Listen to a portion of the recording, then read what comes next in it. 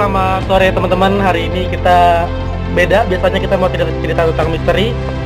Sekarang kita mau ngulik sedikit tentang suka dukanya teman-teman yang ada di Satgas Covid di desa. Jadi sekarang kita mau tanya-tanya sama salah satu petugas di sini ya. Oke,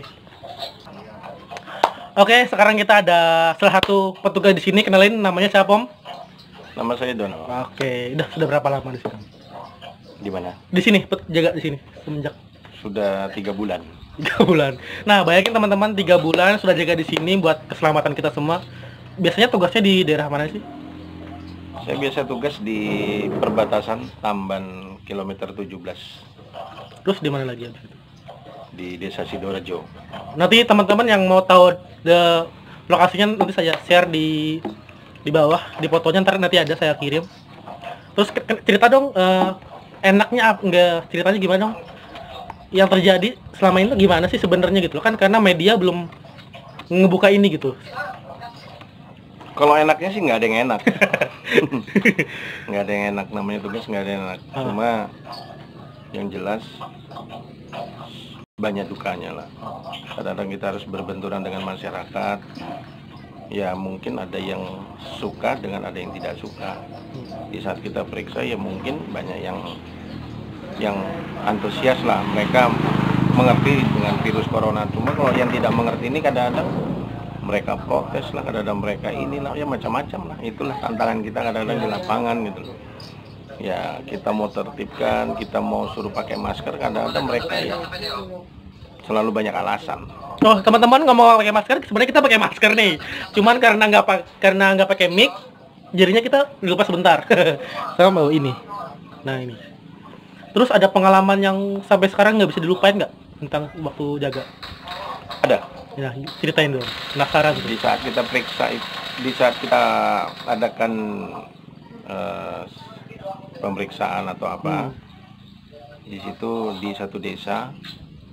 Sebutin aja nggak apa, biar tahu gitu. Di desa itu ya kita ada satu orang yang tidak suka dengan keberadaan kita di situ, dan dia melakukan orasi di depan kita dengan memutar-mutarkan motornya, mobilnya dengan kecepatan tinggi di depan kita, bahkan hampir mau menabrak petugas yang ada dijaga di posko itu.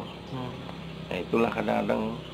Tapi ya semuanya itu sudah bisa terkendali, semuanya bisa terasa. Itu yang pengalaman kita waktu pertamanya. Dan sekarang sih sudah biasa ya? Sudah biasa. Jadi berarti sudah berapa bulan jauh dengan keluarga? 3 bulan. 3 bulan ya. Tuh, buat teman-teman semuanya yang masih keluyuran, yang masih nggak mau, kalau lagi jalan-jalan, masih nggak mau diperiksa sama petugas, ini kasihan loh. Si bapak ini, si om, saya sih manggilnya om karena kita udah kenal udah berapa ya? Dari tahun 2011 ya kalau salah ya. Sudah kenal dekat, jadi saya manggilnya om. Kasihan nih petugas-petugas yang seperti ini, jauh dari keluarga 3 bulan hanya untuk menjaga teman-teman sekalian. Jadi buat teman-teman sekalian, kalau diperiksa jangan marah-marah. Kalau diperiksa jangan nolak. Cuma sebentar kok, cuman diperiksa suhu badannya, ditanya-tanya mau kemana, sebentar gitu doang. Jadi kalau yang nggak punya penyakit ya nggak usah takut gitu. Asalkan kita pakai ini, masker, dan bawa ini sih. Saya sih selalu bawa ini. Kayak gitu sih. Ada lagi cerita lagi om yang menarik? Ya yang menariknya ya untuk hiburan. Kadang-kadang kalau kita di jalan tuh ya mungkin ya bisa lah cuci-cuci sedikit. Itulah jadi hiburan. Apalagi kalau ketemu ibu-ibu yang cerewet-cerewet, ya itulah jadi hiburan kita kadang-kadang. Ya nggak ada hiburan yang lain sih, itu aja hiburannya. Nanti saya mau tanya-tanya lagi sama salah satu kepala puskesmas yang ada di sini. Cerita gimana waktu dia jaga Satgas, gimana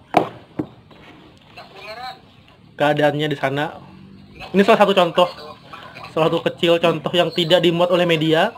Gimana suka dukanya teman-teman yang jaga Satgas. Semoga dengan ini teman-teman media juga ngelihat dan ngeliput gitu. Gimana susahnya kita nggak ngelihat tentang penyakitnya terus yang mengkhawatirkan, tapi juga bagaimana perjuangan teman-teman selain perawat juga gitu. Ada pesan-pesan om? Pesan-pesan saya buat warga Kabupaten Kapuas khususnya Dan buat semuanya lah, ikuti aturan pemerintah, pakai masker dan jaga kebersihan. Ya kalau disuruh cuci tangan ya cuci tangan, nggak usah takut dengan adanya posko-posko yang ada di desa-desa maupun yang ada di kecamatan, nggak usah takut, ikutin aturan. Kalau kita mau hidup sehat, kalau kita mau selamat. Betul. Karena apa, kalau kita tidak ikut aturan itu ya risiko bukan kepada kita tapi buat semuanya, banyak orang, karena satu orang itu bisa menyebarkan bisa sampai di atas 10 orang gitu. Betul. Jadi sangat berbahaya ya. Saya menyarankan pakai masker. Tuh, pakai ini juga tuh. Dan sering-sering cuci tangan. Ya, oke deh. Kenapa nggak pakai masker? Karena nggak bawa kamera, nggak bawa mic. Jadi kalau pakai ini tuh nggak ada suaranya. Gitu deh. Terima kasih Om.